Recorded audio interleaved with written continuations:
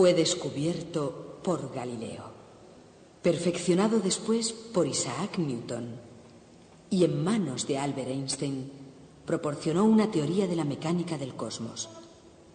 Fue uno de los mayores misterios de la física. Todos los cuerpos caen con la misma aceleración constante. Ley de la gravedad o ley de la caída de los cuerpos. En el vacío, todos los cuerpos caen con la misma aceleración constante.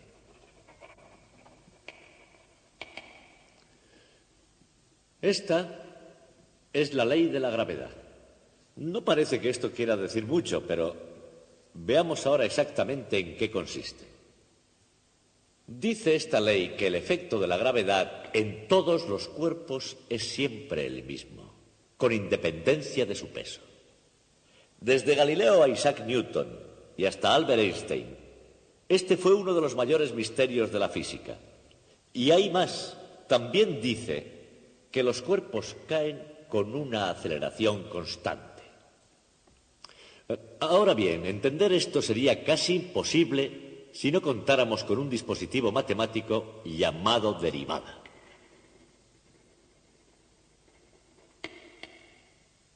Luego veremos lo que significa. Y finalmente, aunque esto nos parezca muy profundo e interesante, está violentando nuestra más simple intuición, porque esto que decimos sucede en el vacío y no en el mundo que nos es familiar.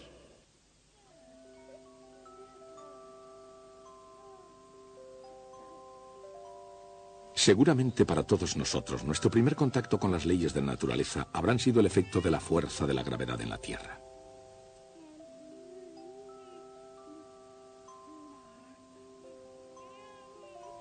Entendamos o no cómo funciona la fuerza de la gravedad, tenemos un temor innato a sus efectos. Pero ¿qué es exactamente ese efecto de la gravedad? Hay cuerpos que caen con rapidez y de forma rectilínea.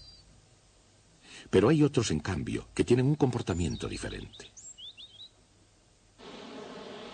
En algunos casos, casi no se puede definir cómo y por qué caen los cuerpos. Debemos distinguir el efecto de la gravedad sobre un cuerpo que cae del efecto de oposición del aire por donde cae. En otras palabras, tenemos que imaginarnos un cuerpo que cae en el vacío. Por ejemplo, si una moneda y una pluma caen simultáneamente desde la misma altura, se comportarán como esperábamos. Han caído a diferente velocidad. Pero eso es solo a causa de la resistencia del aire sobre ambos objetos. En el vacío, una moneda, una pluma y cualquier otro objeto caerían a la misma velocidad.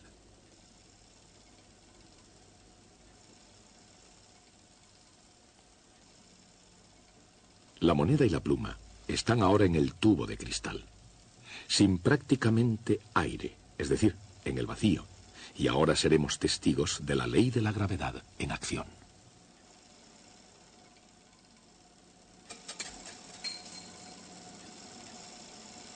Sin el efecto que produce la resistencia del aire, todos los cuerpos, independientemente de su peso, caen exactamente a la misma velocidad.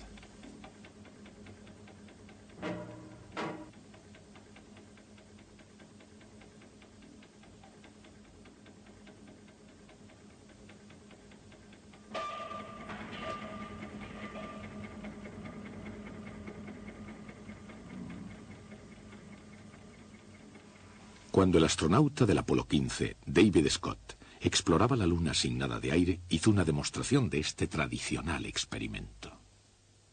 Bien, aquí tengo una pluma y un martillo. Una de las razones por las que vinimos a la Luna fue porque un caballero llamado Galileo hizo un importante descubrimiento sobre la caída de los objetos en campos gravitatorios. ¿Y dónde encontraríamos un sitio mejor para ver si su descubrimiento era correcto que en la Luna? Los dejaré caer aquí mismo. Es de suponer que los dos golpeen en el suelo a la vez. ¿Qué les ha parecido? Por lo visto, el señor Galileo tenía razón.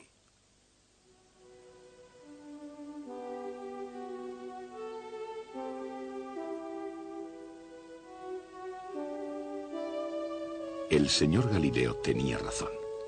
Hace casi 400 años, cuando todo el mundo pensaba que los cuerpos pesados caían con más rapidez que los ligeros, Galileo se dio cuenta de que en el vacío todos los cuerpos caerían a la misma velocidad. Por supuesto, Galileo no podía conseguir un vacío, pero pudo imaginar uno.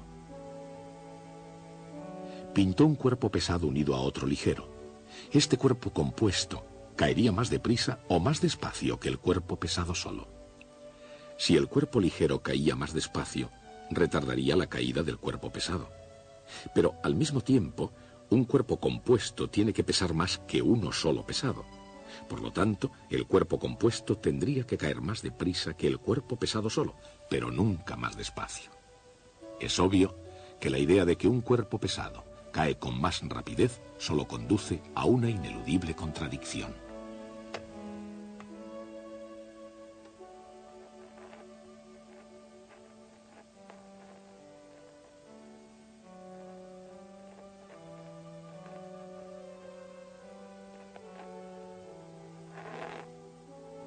Galileo se dio cuenta entonces de que la única opinión lógicamente aceptable era que todos los cuerpos caen a la misma velocidad cuando se suprime la resistencia del aire. Si todos los cuerpos caen en el vacío a la misma velocidad, la siguiente pregunta es: ¿y cuál es exactamente esa velocidad? Por nuestras propias experiencias sabemos que la velocidad de un cuerpo al caer aumenta durante la caída, lo cual significa que acelera, cayendo cada vez con más rapidez. Incluso antes de Galileo, algunos eruditos ya habían intentado dar una explicación a ese movimiento de aceleración. Aproximadamente 100 años antes, Leonardo da Vinci ya había hecho su propio estudio de la caída de los cuerpos, animado quizá por su sueño de volar.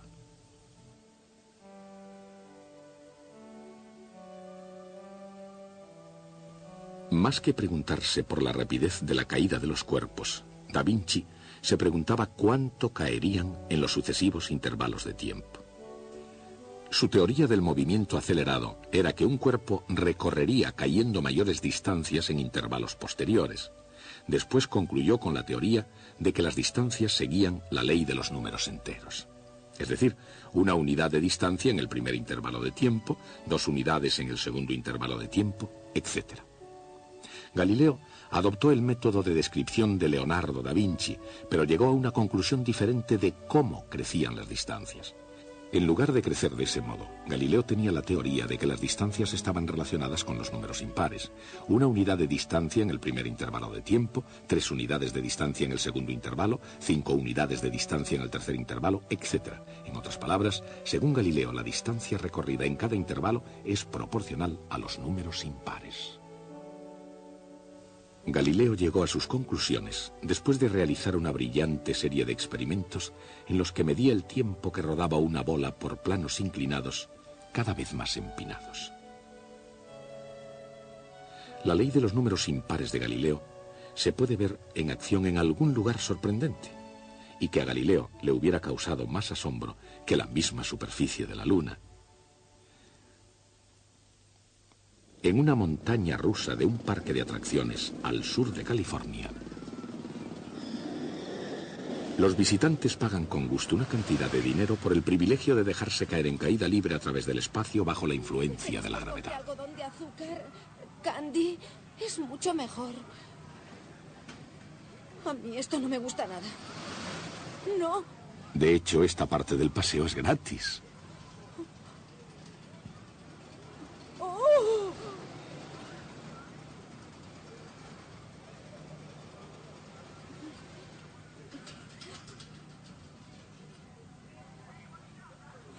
Por lo que realmente pagan los visitantes es por una serie de medidas que se han tomado y que les permite sobrevivir a cualquier velocidad. Pero, ¿y qué hay de Galileo?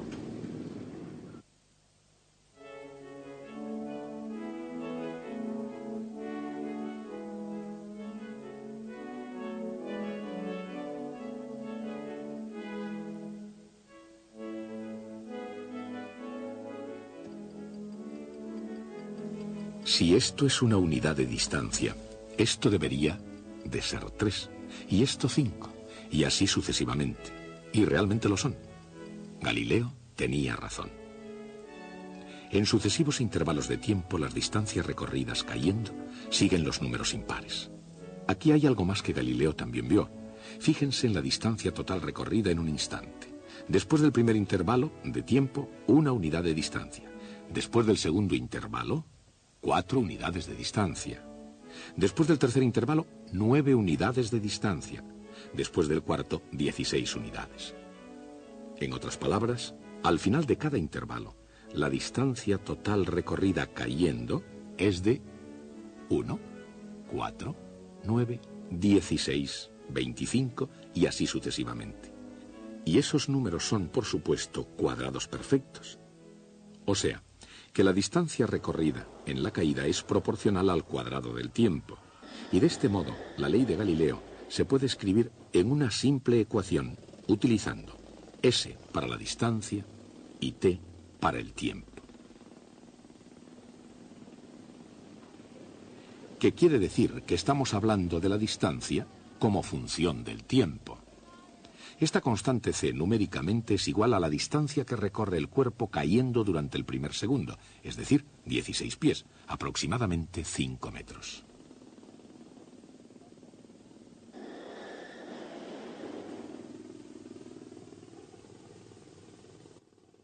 En cualquier punto de la caída, la distancia es igual a c veces el cuadrado del tiempo.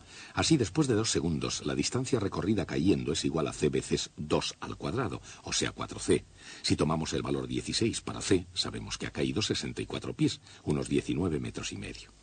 De nuevo, esta fórmula quiere decir que para cualquier instante t se puede encontrar el valor ds.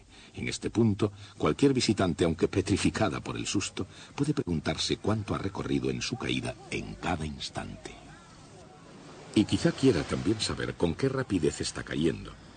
Se divide entonces la distancia que recorre cayendo entre el tiempo que ha empleado. Por ejemplo, como durante los 2 primeros segundos cayó 64 pies, su velocidad media será de 32 pies por segundo, unos 9 metros y medio por segundo. Pero eso es solo su velocidad media. Al comienzo, ella estaba parada. Después de 2 segundos, ella está cayendo mucho más deprisa que 32 pies por segundo.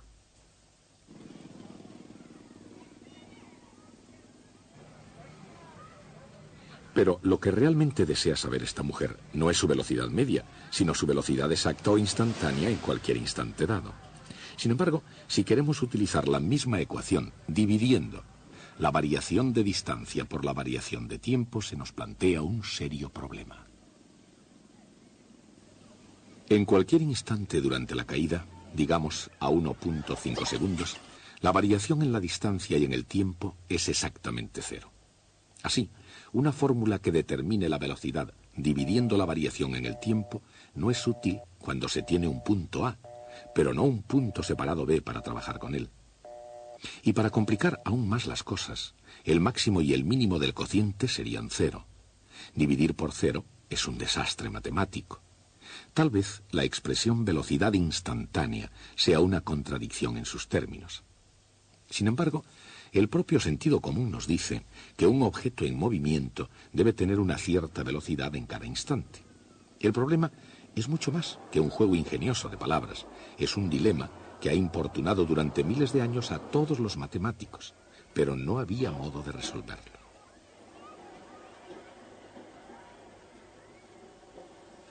En lugar de pedir la velocidad instantánea en un tiempo exacto t, pida cuál es la velocidad media entre el tiempo t y un tiempo h segundos más tarde, el tiempo t más h.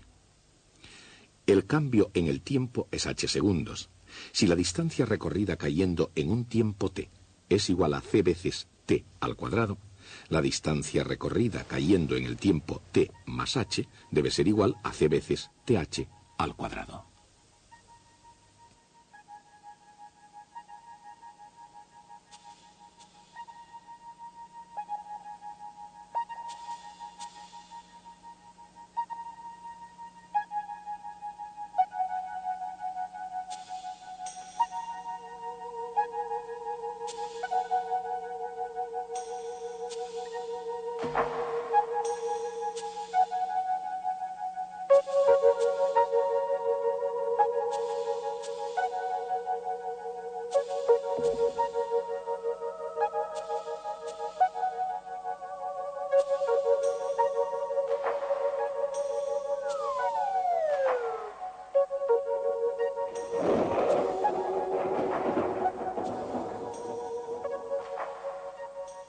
Hemos resuelto el problema y ahora ya podemos calcular la velocidad media comenzando en cualquier instante para cualquier intervalo h. H puede ser un segundo, medio segundo, una décima de segundo o incluso cero, porque ahora no estamos dividiendo por cero. Ahora podemos reducir el intervalo y hacerlo más pequeño y más pequeño hasta llegar al límite. En ese instante hemos calculado una derivada, ya que el intervalo se ha reducido a cero. Si h es exactamente cero, nos encontramos con que en un instante t cualquiera existe una velocidad instantánea y la llamaremos v. V es igual a 2ct.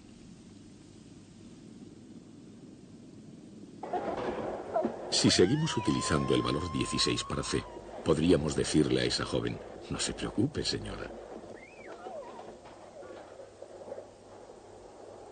La distancia que usted ha recorrido es solo 16 veces t al cuadrado, pies unos 5 metros, y su velocidad en cada instante ha sido 32 veces t pies por segundo, casi 10 metros por segundo.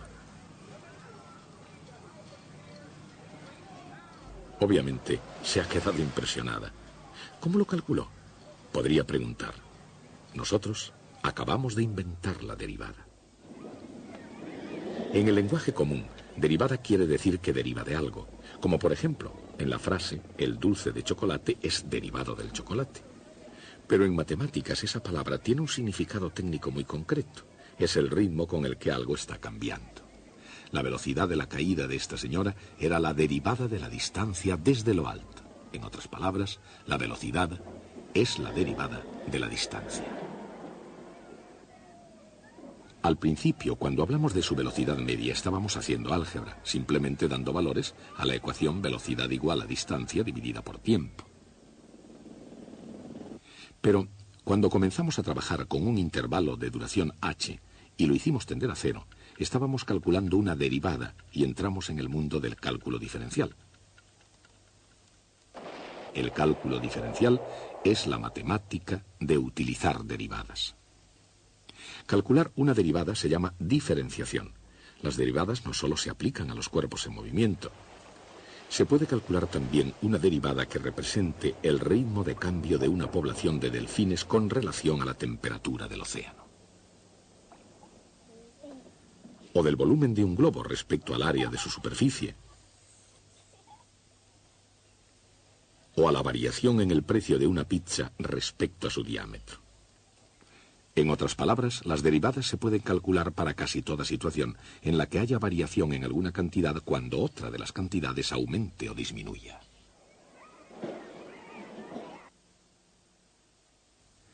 Para ir de la distancia a la velocidad, tuvimos que calcular una derivada. Pero, ¿y qué pasa con la aceleración de un cuerpo al caer? Pues que para ir de la velocidad a la aceleración, hacemos exactamente lo mismo. Si v como función de t es igual a 2ct, entonces v de t más h igual a 2c de t más h.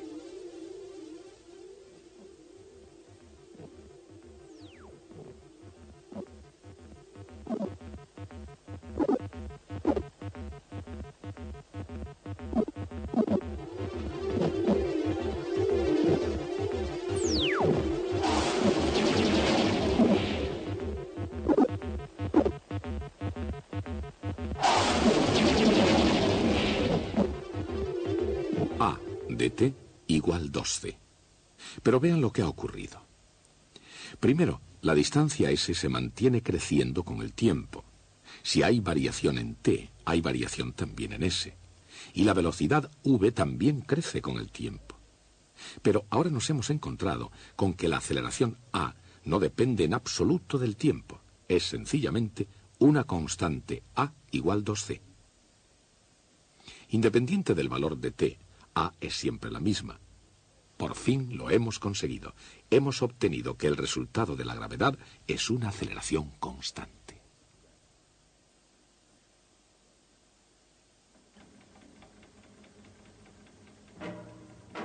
Teníamos 3 preguntas sobre la caída de los cuerpos. ¿Cuánto caían? con qué velocidad y con qué rapidez variaba su velocidad. Con bastante facilidad pudimos saber la distancia recorrida. Observando a nuestra joven amiga, su velocidad media se obtuvo por medio del álgebra. Y luego, para saber a qué velocidad caía exactamente el cuerpo en cada instante y con qué rapidez variaba su velocidad, tuvimos que utilizar ese maravilloso instrumento matemático, la derivada. Usando la derivada, hemos podido explicar el movimiento de caída de los cuerpos. Los cuerpos caen con aceleración constante. Como esa aceleración es muy importante, tiene su símbolo propio, una G minúscula. G igual 2C. Y ahora ya podemos escribir las tres expresiones de la ley de la gravedad en su forma definitiva, cambiando C por G partido por 2.